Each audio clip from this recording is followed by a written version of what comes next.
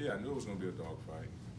We made some plays, they made some plays, and it came down to the wire like, I expect each and every game to come down to. I feel like in the second half we got it together as far as our responsibilities, guys being where they need to be, and just overall just proud of the guys. We just continue to fight throughout that game, continue to try to put ourselves in position to win that game, and that we did. We just didn't end up making the kick. Patrick, what was it like for you just personally to be back here on the opposing sideline, opposing locker room, all that stuff? It was great. It felt like I've been talking about it all week. It felt like a regular game. That's how I wanted to approach it, and that's how I wanted to keep myself grounded and relaxed throughout the game as well. Just not let my emotions get too high. Just cruising altitude. I believe in that, and I feel like I was for the entire game. Just wish I would have had one play back. Can you talk about that first touchdown that caught by Hop, and what you started off covering him, and you went into the zone and Yep. such, and obviously there's a lot of talk about what you would mention the top receivers and facing in the league this year, and not mentioning him. Like, what in your mind going into the game is things that happened and before and then after when he caught that touchdown? What was your thought? You said I didn't mention him as a top receiver. That's what you said, right? Yeah. All right. I thought I always give Hop the utmost respect each and every week. I had the opportunity to work with him for a whole year. Had the opportunity to go up against him in 2016. From what I remember, I definitely said that he's, if not the best, or one of the best receivers in the league. Just made a play. You got to keep Kyle in the pocket as much as you can. He made a great play, started scrambling out to his left, ended up coming back to his right, to his left. Ended up coming back to his left, and D-Hop saw it. And I was on my guy, and he ended up breaking back out. Just a scramble drill for the most part. It seemed like Kyler is so unfazed with the pressure. What does that do to you guys on the back end? Is that kind of like the catalyst for some of those 15-plus yard plays where even a pass rush can't get to him, he's still launching it on the runs? Yeah, as a secondary, we're always the last line of defense. So we just have to do a better job of plastering our guy, because we knew obviously he was going to get out of the pocket at some point. Just for the most part, when you're playing a quarterback like that, and just our luck, we're playing two of them back-to-back weeks. You just have to make sure you're plastering your guy. You can't have the eyes in the backfield. You just have to be on your guy with that type of quarterback, because for the most part, he's looking, when he does scramble and run around, if he doesn't dip inside, if he's outside the tackle box, he's looking to throw the ball. So our main focus was trying to keep those rush lanes cloudy for him, not allowing him to get outside. But obviously things happen throughout the course of the game. And on the back end, as a secondary, we just have to try to make that up for the guys up front.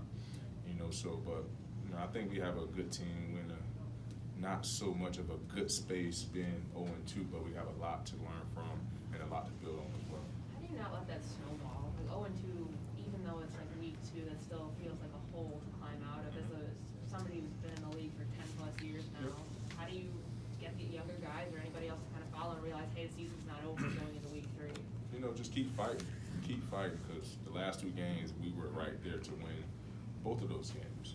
Now just talking to the guys in the locker room, it's going to turn for us. We just have to continue to believe in one another, continue to believe in our coaching staff, the game plan that they're putting together for us each and every week, and you just have to go out there and execute at a all-time high, because you never know what play is going to cost you the game or cost you a touchdown or put you in a bad situation to try to get out of. But at the end of the day, like I said, guys continue to fight, and I don't expect that to die out here going into week 3. Did you get a good look at Vigil's interception and touchdown? No, I didn't. I can't remember what coverage we were in. I know I was in coverage down the field. Yeah. Was it the third down or second down? Second down. Second down, I thought so. And I was down the field. I just heard the crowd kind of take a gasp for air. So I knew we had to do something good. And I looked up on the big screen, and Nick was going the other way with the football. Nick has been phenomenal for us since he got here in OTAs, throughout many camps, and he's been making plays for us thus far throughout this season. As you're talking about Murray getting out of the pocket to be able to make things happen, on the long touchdown to Moore there, I guess, is that kind of as good of an example as any of how he can hurt you on a scramble play? Oh yeah, you know, like I said, you know, when you know, the proof is in the pudding. When he breaks the pocket out left or right, you know, he's looking to throw the ball for the most part. And then if it's not there, he's going to take off with the ball. But, you know, that was just a tough situation for us to be in. Like I said, being in a zone coverage, and now you having the guy break the pocket. You know, you want to make sure you maintain plastering your guy, the guy that you're in front of. So, you know, that was a tough bullet to bite. You know, right before halftime, and statistics shows, you know, if the team scores before halftime, they have a good 76% chance of winning the ball game. But I feel like in the second half, we came out balling, guys flying around, making tackles, making plays. Just didn't make enough plays to win this game. Last few questions. What were you thinking on the final drive, Patrick, watching the offense move into position and then, you know, your vantage point on the kick? Yeah, I thought we was obviously moving the ball. We were very aggressive, throwing the ball, putting ourselves in position to go ahead and win that game. You know, just ultimately the kick didn't go through the uprights. And now to see Danielle Hunter on your team and the way he can perform in a game and come away with 3 sacks. Mm-hmm. What do you glean from a guy like that? He can really start getting, you know, the juices flowing all the way down to the secondary. Oh yeah, we know D Hunt was, you know, going to get it going here eventually, and you know, now he got one, and now that can be a snowball for us. So he can continue going after the quarterback, making our jobs that much easier. It's good to see him out there performing the way he has been performing the last 2 games. You know, I'm still in the same position. I really do think the sky's the limit for us. We just have to go out there and execute at a high level and be on the same page at all times. Patrick, on that scramble drill you talked about, what are you thinking as Hopkins is sneaking to the corner of the end zone? Are you coming up for run support, or what are you watching at that? You know, actually, he was running a route. He ran a dig, and I'm squeezing, you know, top down from the dig. You know, I have to keep my eyes on my receiver. You know, now I'm driving him, and obviously he's inspecting the ball so he can see what the quarterback is doing. And like I said, Kyler rolled out to his right, broke it off short, came back to his left, and found D-Hop on a scramble play. Last one. Is it beneficial? I know you mentioned Russell Wilson coming in next week.